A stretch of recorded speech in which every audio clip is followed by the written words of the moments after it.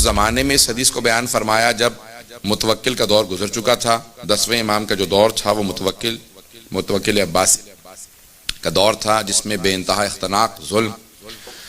اور علماء نے لکھا یہ ہے کہ یزید کے بعد سب سے زیادہ جو ظلم کیا وہ متوکل نے کیا.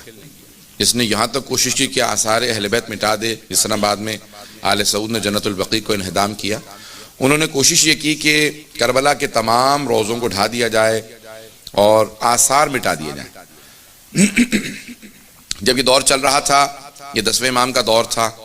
اب جہاں پہ زیارت سید الشہداء پہ پابندی تھی، اس کے بعد 11ویں امام کا دور آیا تو آپ نے بتایا مومن کی علامات میں سے ایک علامت یہ ہے کہ مومن جو ہے وہ 40 پہ سید الشہداء کی زیارت ضرور کرے گا. اب اگر توجہ ہو تو ایک جملہ کہہ دوں یہاں، سارے مجمع کی توجہ ہو میرے ساتھ.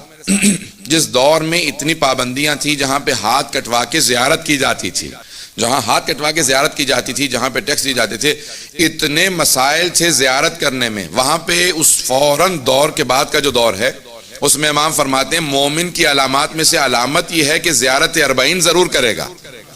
ہاتھ کٹوا کے بھی زیارت کریں گے، یعنی ائمہ علیہم السلام اس ہاتھ کٹوانے کے باوجود کبھی ڈسکریج نہیں کر رہے، حوصلہ شکنی نہیں کر رہے کہ زیارت نہ کرنا، اتنے مظالم ہو رہے ہیں. ہاتھ کٹوا کے بھی زیارت کر رہے ہو تو امام کہہ رہے ہیں نہیں، علامت مومن یہ ہے کہ زیارت کرتے رہیں. سید الشہداء کی زیارت جاری رہے، اس حالت میں بھی زیارت کو جاری رکھنے کی اتنی تاکید اس بات کی علامت ہے. جہاں ہاتھ کٹوا کے زیارت کی جا سکتی ہے تو آج کے دور میں کیوں زیارت نہیں کی جا سکتی؟